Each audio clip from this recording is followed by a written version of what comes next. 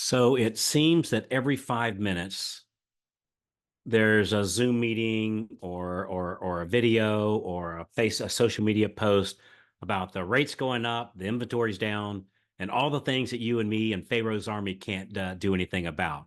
So let me tell you, it's not that those types of conversations aren't important. It's just that they are not a function of my activity that actually increases my market share. In other words, those activities don't do me any good in my business. I mean, it might help for my personal investing in the stock market, but for my mortgage business, those things, well, they are what they are.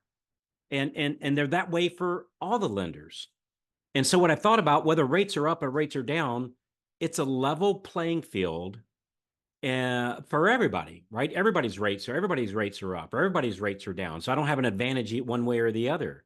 So it's a level playing field, even if that playing field is at a higher altitude and the oxygen's a little thin. I oftentimes think that when I do focus on those things, what's really happening, it's me looking to not do those activities that actually make me money. Doing the actual activity that makes the phone rings so that we can take yet another mortgage application. So you go, all right, Carl, what do we focus on? So I have found three major things to focus on in my business, done me very well. Number one, sell what's on the shelf. Sell what's on the shelf. Look, the vast amount of time, we're all selling the same programs, the same rates. Like nobody has magic money. My rates go up, so do yours, so does everybody else's, right? So some of that time that you might be spending on charts and graphs that's guessing what rates are going to be next December, well, I'm going to spend that same time getting another customer, selling what's on the shelf, both now and in December. And by the way, I'm going to tell you something I have absolutely learned. Whoever focuses on getting more customers gets more customers. Let me say it again. Whoever focuses on getting more customers gets more customers. All right. Focus item number two, keep your eye on profitability. Keep your eye on profitability. Here's the thing. Some months, some seasons, some years, we sell more loans than others, right? It's just the way that it works. So when we close a bunch of loans, we need a bunch more help, a bunch more resources, a bunch more tools. When we close fewer loans that season, well, we need less help. We need less resources. So as a general rule, I have 5 to 7 loans per full-time employee. And I find that those numbers keep us very profitable, yet leaves breathing room in our team schedule so that at the end of each call, say when they're talking to the listing agent and the borrowers, our team can ask for yet even more referrals. And guess what? When our team asks for more referrals on every single call that they're making, right? Whether they're calling the listing agent, the buyer's agent, the borrower, the co-borrower, right? When they're given updates, when they ask for more referrals at the end of each phone call, guess what?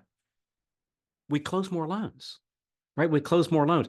If our team, sometimes I hear people saying, "Well, Carl, my processor can process 30 loans." Here's the problem: if they're too busy to ask for more referrals at the end of the call, using the new way to say goodbye script that we use, if they're so busy that they can't do that to get more referrals, well, that's costing you way more business than when rates go up or down. And on the other side of the coin, though, if we have less than 5 loans per full-time employee, hey, nobody likes to think of it this way, but somebody needs to get laid off, right? Because otherwise, we're all in jeopardy of losing our business 90 days from now. We can't operate very unprofitably. You cannot operate a business without a profit for very long, right? It's just not going to happen. So focus item number one, sell what's on the shelf. Focus item number two, keep your eye on profitability. Focus item number three, lastly, save 25%. Save 25% of your personal net. And I'm going to tell you right now, that part has saved my butt more than the other two put together. So for the last decade or so, the lovely Mrs. White and I have saved 25% of net income. So whatever's on that paycheck after taxes, we've saved at least 25% of that each and every month. These days, it's probably more like, honestly, it's probably about 75%. But when we started this, it was 25%. So was it easy at first when we really, and I'm using air quotes here, couldn't afford it? No, it wasn't easy.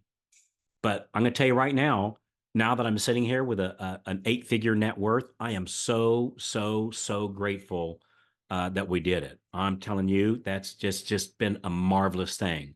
So on that one, even if it's tough, even if it's tough, just do it. Rates go up, rates go down. Some years are great, some years are challenging. Because of that 25%, those of us do that. I live in a nice house. I drive nice cars. My kids live in nice houses. We go on dream vacations. We support multiple families, some of them completely. We built a center for abused women in Cartagena, South America. We built schools in different countries. We set up scholarship for kids that otherwise wouldn't go to college. We give large amounts of money to many local charities. We paid cash for cars for multiple single mothers that needed one. We helped somebody buy a house, but yet my company is on very, very, very solid ground because we saved that 25%. And let me tell you something. Let me clarify something. I don't share these things to brag, but to inspire you to focus where the real money is, right? So my job in all this is not to say, hey, look at me or anybody, right? Is to help inspire you, right? That's the whole purpose of doing this. And I'm going to tell you right now that while most are looking up to see if the sky's fallen, I'm sticking to the proactive activity that actually sells more loans and helps me be more profitable so I can help even yet more people, right? And those things, those three things, right? Those three things, sell what's on the shelf, keep your eye on profitability, and save the 25%. Those three things, that, my friend, you and I can control. And those three things have made rates going up, rates going down, simply an inconvenience and nothing to sweat about. So sell what's on the shelf. Hey, if you want more activities, more specifically of Carl, hey, man, I'm having a good season. I'd like an even better one, or maybe it's a challenging season.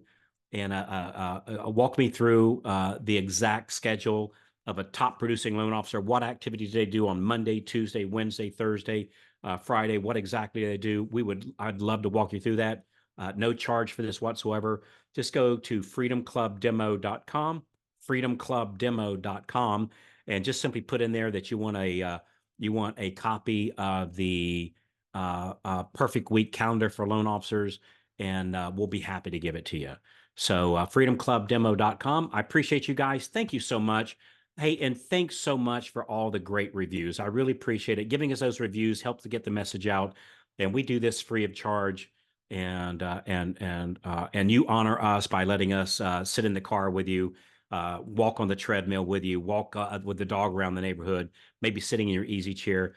I don't take this lightly. I'm just so grateful for it, and I'm grateful for those reviews. So if you're listening on a platform, just go to the platform that you're on right now. Just give an honest review, and we really appreciate it. So, all right, that's it. Control the things you can control. Those are the three things. I'll talk to you when we call in, and we'll see you on the next episode of Loan Officer Freedom. Thanks again, everybody. Bye-bye.